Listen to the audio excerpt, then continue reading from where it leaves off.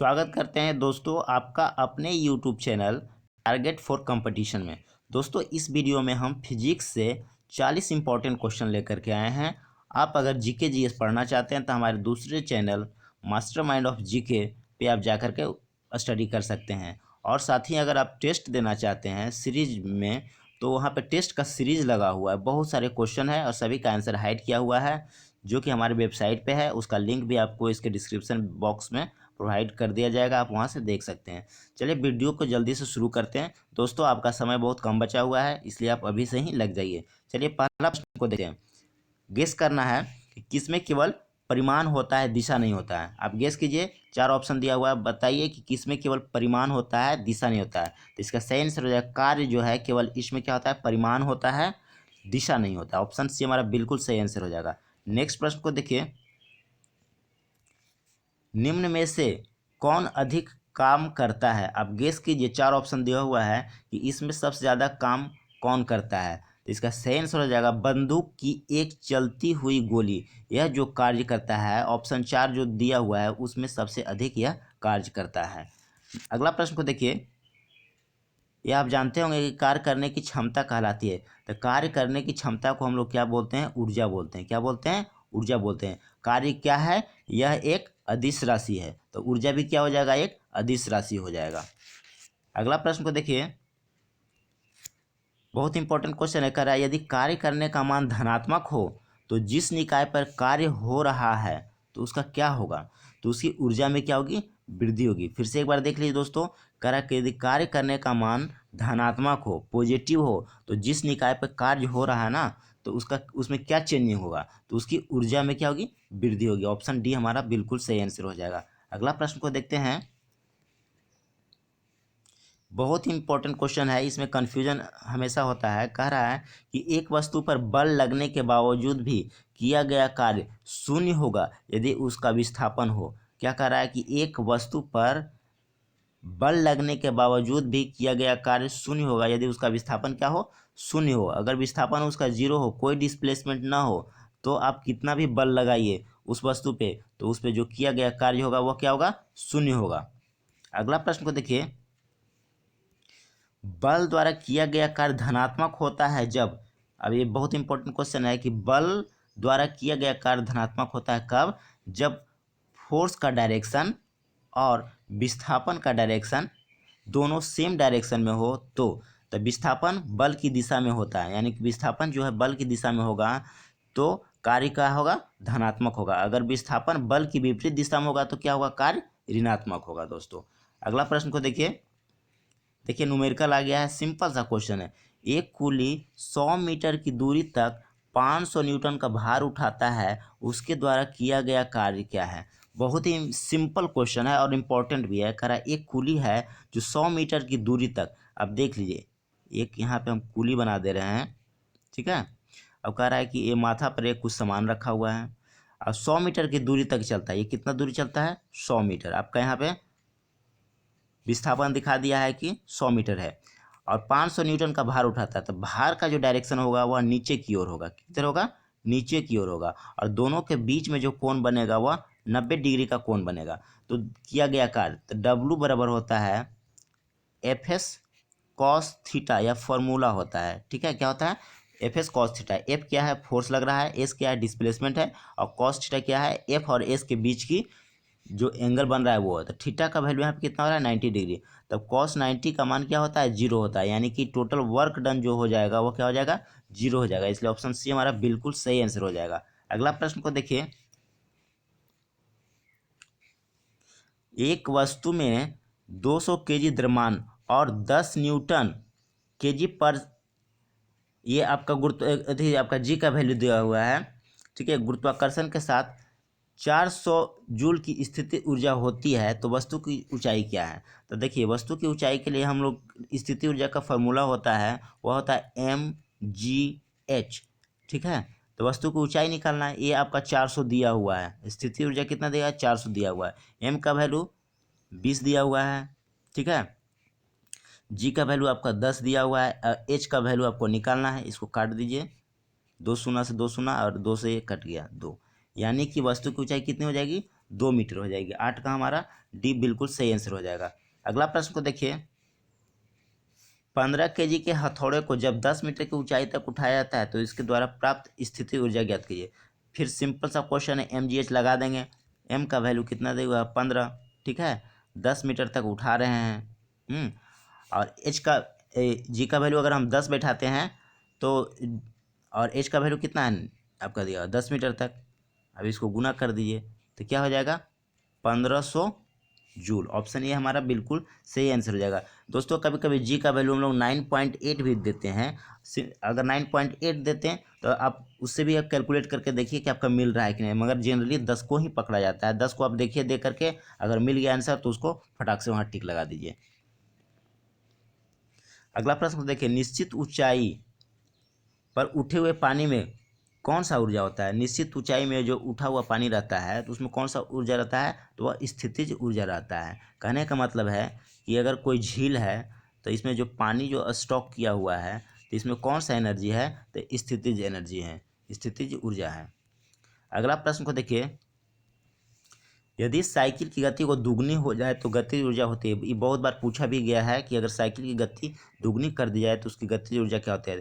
तो गतिज ऊर्जा को हम लोग काइनेटिक एनर्जी बोलते हैं। इसका फॉर्मूला होता है ½ mv²। अब कह रहा है कि गति को दुगनी कर दिया जाए, यानी कि v को दुगना कर दीजिएगा तो क्या हो जाएगा, तो देख लीजिए, ½ mv को दुगना कर दिए तो 2v का होल स्क्वायर, यानी कि क्या हो जाएगा, 2 दूना का 4 हो जाएगा। तो अब इसको आपका देख लीजिए तो 4 × ½ mv² आ गया। तो ये पहले का तो ये था ही, अब कितना से बढ़ गया, तो 4 से बढ़ गया, यानी कि 4 गुना हो जाएगा। ऑप्शन सी हमारा बिल्कुल सही आंसर हो जाएगा। कोई साइकिल सवार किसी मोड़ में घूमता है तो वह किधर जाएगा, बाहर की ओर झुकता है, आगे की ओर झुकता है, भीतर की ओर झुकता है, बिल्कुल नहीं झुकता है। आप गेस कीजिए, जब कोई साइकिल सवार किसी मोड़ पर घूमता है तो वह भीतर की ओर क्या होता है, झुक जाता है, ठीक है। अगला प्रश्न को देखिए, किसी बंदूक से बुलेट दागे जाने पर बुलेट की गतिज ऊर्जा होती है। कह रहा है कि अब बंदूक से अगर बुलेट को आप छोड़ते हैं तो उसका गतिज ऊर्जा क्या होगा। आप गेस कीजिए, इसका सही आंसर हो जाएगा बंदूक की तुलना में अधिक होगा। बंदूक की तुलना में अधिक क्यों होगा, आप जानते हैं कि फार्मूला काइनेटिक एनर्जी का होता है ½ mv², और जो बुलेट की गति होती है बहुत ज़्यादा होती है, यानी कि v का वैल्यू बहुत ज़्यादा होगा, इसलिए काइनेटिक ऊर्जा उसका बहुत ही ज़्यादा हो जाएगा बंदूक के तुलना में। अगला प्रश्न को देखिए, जड़त्व आघूर्ण, जड़त्व आघूर्ण का जो मात्रक होता है वह क्या होता है। आप गेस कीजिए, इसका सही आंसर हो जाएगा केजी इंटू मीटर स्क्वायर। क्या हो जाएगा, केजी मीटर स्क्वायर। इसका अब केजी मीटर स्क्वायर हो जाएगा। अगला प्रश्न को देखिए, बहुत इंपॉर्टेंट क्वेश्चन है, कंफ्यूजन वाला है लेकिन बहुत ही सिंपल भी है। आप देख लीजिए इसको। कह रहा है यदि किसी पिंड की गति दुगनी कर दी जाए तो पिंड की परिणामी ऊर्जा एवं प्रारंभिक गति ऊर्जा का अनुपात क्या होगा। कह रहा है कि पिंड के यानी कि भी जो है उसका क्या कर रहा है, डबल कर दिया जाए। तो उस स्थिति में यानी भी जब डबल हो रहा है उस समय काइनेटिक एनर्जी और पहले का काइनेटिक एनर्जी का रेशियो पूछ रहा है। तो भी जब डबल कीजिएगा तब क्या हो जाएगा, ½ भी का वैल्यू कितना हो जाएगा, 2v। तो इसको 2v का स्क्वायर करिएगा और रेशियो किसका कर रहा है, ½ mv²। तो देखिए ½ mv² से हाफ कट गया, mv कट गया, यहाँ से v² निकलेगा, वो भी कट जाएगा, ठीक है। तो इधर क्या बचेगा, 4 बचेगा और इधर 1 बचेगा, तो 4:1 हो जाएगा। ऑप्शन सी हमारा बिल्कुल सही आंसर हो जाएगा। बहुत इंपॉर्टेंट क्वेश्चन है, यदि किसी वस्तु का भार दिया हुआ है तो इसका द्रव्यमान ज्ञात करना है। आपको यहाँ पर जी का वैल्यू दिया हुआ है दोस्तों, कितना दिया हुआ है, 10 मीटर/सेकेंड स्क्वायर। तो द्रव्यमान निकालना है। हम जानते हैं फार्मूला F बराबर मास इंटू एक्सीलरेशन। F का वैल्यू दिया हुआ है 200 न्यूटन और M हमको निकालना है, एक्सीलरेशन आपका 10 दिया हुआ है। ये 10, एक जीरो से एक जीरो कट गया, M का वैल्यू कितना आ गया, 20, यानी कि 20 kg, और इसका सही आंसर हो जाएगा। 17 नंबर प्रश्न को देखिए, बल समीकरण में F बराबर होता है। बल समीकरण में F बराबर क्या होता था, अभी हम बताए थे कि F बराबर मास इंटू एक्सीलरेशन होता है, इसलिए ऑप्शन ए हमारा बिल्कुल सही आंसर हो जाएगा। नेक्स्ट प्रश्न को देखिए, बहुत ही इंपॉर्टेंट क्वेश्चन है। कह रहा है कि निम्न में से किस राशि का मान स्थान बदलने पर निर्भर नहीं होता है। यानी कि अगर स्थान को आप चेंज कर देते हैं तो उसका जो है उसमें कोई परिवर्तन नहीं आता है, तो आप गेस कीजिए, तो इसका सही आंसर हो जाएगा द्रव्यमान हो जाएगा। कहने का मतलब है कि द्रव्यमान कभी भी चेंज नहीं होता है। आप या तो आप चंद्रमा पर ले जाइए, या आप पृथ्वी पर रखिए, या कहीं भी ले जाइए वस्तु को, उसका द्रव्यमान जो रहेगा ना वह कांस्टेंट रहेगा, कभी चेंज नहीं होता है। इसलिए ऑप्शन ए हमारा बिल्कुल सही आंसर हो जाएगा। अगला प्रश्न को देखिए, किसी वस्तु के द्रव्यमान का मापन किसका मापन कहलाता है? बहुत इंपॉर्टेंट क्वेश्चन है दोस्तों। किसी वस्तु के द्रव्यमान का मापन किसका मापन कहलाता है? तो उसका जड़त्व का मापन कहलाता है। ऑप्शन बी हमारा बिल्कुल सही आंसर हो जाएगा। 20 नंबर प्रश्न देखिए, यदि हम पेड़ की शाखा को तेजी से हिलाएं तो कुछ पत्तियां पेड़ से अलग हो जाती है, यह किसके कारण होता है? तो यह जड़त्व के कारण होता है। यदि आप पेड़ को हिलाइएगा तो पत्तियां जो अलग होता है, किसके कारण होता है? जड़त्व के कारण होता है। अगला प्रश्न को देखिए,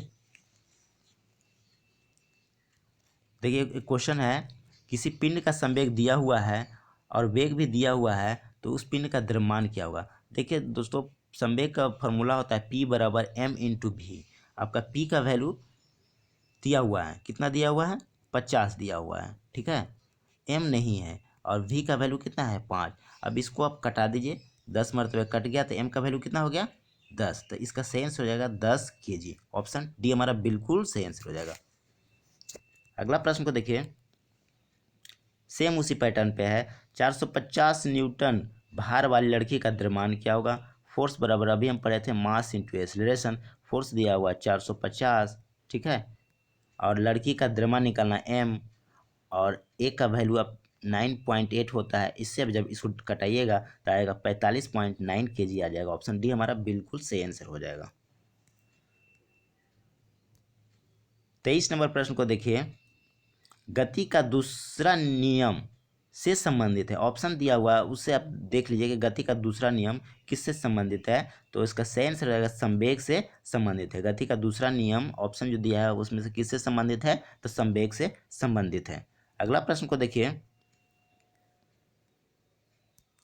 ये भी क्वेश्चन पूछा हुआ है कि जब बंदूक से गोली छोड़ी जाती है तो बंदूक विपरीत दिशा में धक्का लगाती है, यह न्यूटन के किस नियम को का उदाहरण है? तो न्यूटन के तृतीय गति का नियम है। गति का तृतीय नियम का यह एक उदाहरण है। एक क्रिया के प्रति विपरीत प्रतिक्रिया होती है, इसलिए जब बंदूक को आप से गोली छोड़िएगा ना, तो बंदूक जो है पीछे की ओर धक्का देता है। अगला प्रश्न को देखिए, यदि संवेग P है और वेग v है, द्रव्यमान m है, तो m ज्ञात करने के लिए क्या फार्मूला होगा? सिंपल सा दिया हुआ, P बराबर अभी m भी हम जानते हैं, तो करा m कैसे निकालेंगे? तो m बराबर क्या हो जाएगा? P/v। अब देखिए कौन सा ऑप्शन है? P/v बी में है, इसलिए हमारा बी सही आंसर हो जाएगा। 26 नंबर प्रश्न को देखिए, वह भौतिक राशि है जो कभी भी ऋणात्मक नहीं होती। बहुत इंपॉर्टेंट क्वेश्चन है दोस्तों, बहुत बार पूछा भी गया है। अब गेस कीजिए कि 4 ऑप्शन दिया हुआ है, कौन सा इसमें वो भौतिक राशि है जिसका मान कभी भी ऋणात्मक नहीं होता है। देखिए, बल ऋणात्मक हो सकता है, त्वरण भी ऋणात्मक हो सकता है, वेग भी ऋणात्मक हो सकता है, लेकिन दूरी जो है ना, कभी भी वह ऋणात्मक नहीं होगा। इसलिए ऑप्शन ए हमारा बिल्कुल सही आंसर हो जाएगा। 27 नंबर देखिए, तत्कालिक वेग और औसत वेग तब बराबर होते हैं जब, खाली स्थान भरिए कर, तत्कालिक वेग और औसत वेग तब बराबर होते हैं जब वस्तु में शून्य त्वरण हो। वस्तु में अगर जीरो एक्सीलरेशन हो तो तत्कालिक वेग और औसत वेग दोनों बराबर हो जाते हैं। 28 नंबर प्रश्न को देखिए, जब कोई वस्तु एक समान वृत्तीय गति से घूर्णन करती है तो प्रत्येक बिंदु पर इसका कौन सा मान है जो चेंज होता है? यानी कहने का मतलब है कि कोई एक सर्कुलर पाथ है, इस पर कोई वस्तु जो है समान वृत्तीय गति से घूर्णन कर रही है, तो उसका जो वेलोसिटी का जो है ना मान, वो चेंज हो जाएगा। यहाँ पे देखिए, वेलोसिटी की डायरेक्शन ये है, यहाँ पे आएगा तो इधर हो जाएगा, यहाँ पे होगा तो इधर हो जाएगा, यहाँ पे इधर हो जाएगा। यानी हर एक बिंदु पर वेग का मान जो हो क्या होगा? चेंज करते रहेगा। प्रत्येक बिंदु पर इसका वेग बदल जाता है। इसलिए ऑप्शन बी हमारा बिल्कुल सही आंसर है। अगला प्रश्न को देखिए, बहुत इंपॉर्टेंट क्वेश्चन है कि डेयरी में प्रयोग किए जाने वाले दूध से क्रीम को अलग करने की प्रक्रिया कहलाती है। क्या कहलाती है? आप देखिए दोस्तों कि दूध से क्रीम को अलग हम लोग करते हैं तो क्या प्रक्रिया कहलाते हैं? तो यह अपकेंद्रकरण कहलाता है। क्या कहलाता है? अपकेंद्रकरण। अच्छा, अगर पूछ दे कि दूध से क्रीम निकालने में कौन सा बल लगता है, तो कौन सा बल लगेगा आप इसको बताइए? सेंट्रीफ्यूगल फोर्स लगेगा, जो कि बाहर की ओर लगता है। किधर लगता है? बाहर की ओर लगता है। तो दूध से क्रीम निकालने में कौन सा फोर्स लगता है? तो सेंट्रीफ्यूगल फोर्स लगता है। अगला प्रश्न को देखिए,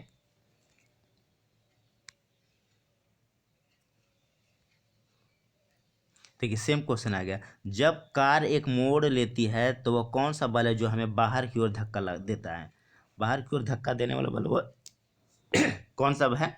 तो वह है अपकेंद्री बल। अपकेंद्री बल मतलब क्या हुआ? सेंटर से बाहर की ओर लगता है। किधर लगता है? सेंटर से बाहर की ओर लगता है। इसी को हम लोग सेंट्रीफ्यूगल फोर्स बोलते हैं।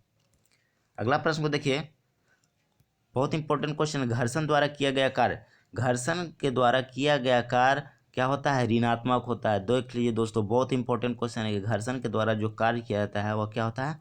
ऋणात्मक होता है। अगला प्रश्न को देखिए,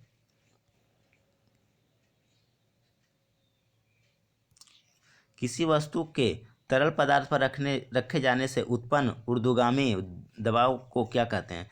देखिए, अगर यह कोई पानी का एक कंटेनर है, इसमें कोई वस्तु रखा हुआ है, तो कह रहा है कि ऊपर की ओर किसी वस्तु के तरल पदार्थ पर रखे जाने पर उत्पन्न ऊर्ध्वगामी माने ऊपर की ओर दबाव को क्या कहता है? तो ऊपर की ओर जो दबाव लगता है, ऊपर की ओर लगता है, उसे हम लोग बायोंट फोर्स बोलते हैं। क्या बोलते हैं?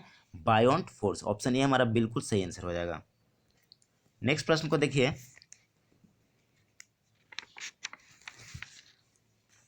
किस सिद्धांत या नियम के आधार पर वस्तुएं पानी में तैरती है? ये पूछा भी गया है, आप लोग जानते भी हैं कि किस सिद्धांत और नियम के आधार पर वस्तुएं जो है पानी में तैरती है। तो ये आर्किमिडीज का सिद्धांत है। कौन सा सिद्धांत है? आर्किमिडीज सिद्धांत।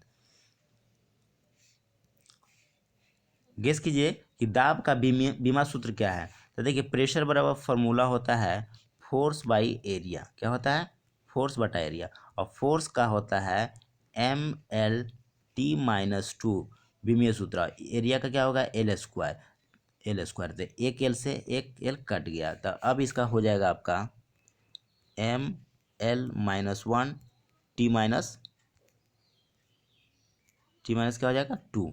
तो ऑप्शन देखिए कौन सा है 34 का, आप गेस कीजिए। ऑप्शन है हमारा बी, ML-1 T-2। अगला प्रश्न को देखिए, बहुत इंपॉर्टेंट क्वेश्चन है कि निम्नलिखित कारणों में से किस कारण बादल आकाश में तैरते हैं? बादल जो आकाश में तैरता है किस कारण से तैरता है? तो निम्न घनत्व के चलते है जो बादल जो है आकाश में तैरता है। अगला प्रश्न को देखिए, निम्न में से किसका घनत्व जल के घनत्व से अधिक होता है? तो लोहे का कील का जो घनत्व है जल के घनत्व से अधिक होता है, इसलिए वो पानी में डूब जाता है। अगला प्रश्न को देखिए, जब एक गैस के पात्र में दबाव बढ़ाया जाता है तो उसका द्रव्यमान क्या होता है? अभी हम बताएं दोस्तों कि द्रव्यमान पर कोई प्रभाव नहीं पड़ता है, तो वह क्या रहेगा? स्थिर रहेगा। ऑप्शन डी हमारा बिल्कुल सही आंसर हो जाएगा। 38 नंबर प्रश्न को देखिए, समुद्री पानी में जहाज नदी के पानी की अपेक्षा आसानी से तैरता है। तो समुद्री पानी में जहाज जो है नदी के पानी की अपेक्षा आसानी से तैरता है। क्यों? क्योंकि समुद्र का जो घनत्व होता है वह समुद्र के पानी का घनत्व अधिक होता है। ऑप्शन डी हमारा बिल्कुल सही आंसर हो जाएगा।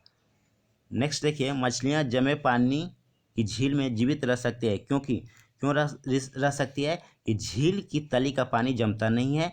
झील के तली का पानी नहीं जमता है, इसीलिए मछलियां आसानी से रह सकती है। अगला प्रश्न को देखिए, स्थिर पानी में मिट्टी का तेल डालने पर मच्छर कम होते हैं क्योंकि यह लार्वा के सांस में बाधा डालते हैं। ऑप्शन सी हमारा बिल्कुल सही आंसर हो जाएगा। दोस्तों वीडियो कैसा लगा कमेंट करके जरूर बताइएगा। मिलते हैं अगले वीडियो में।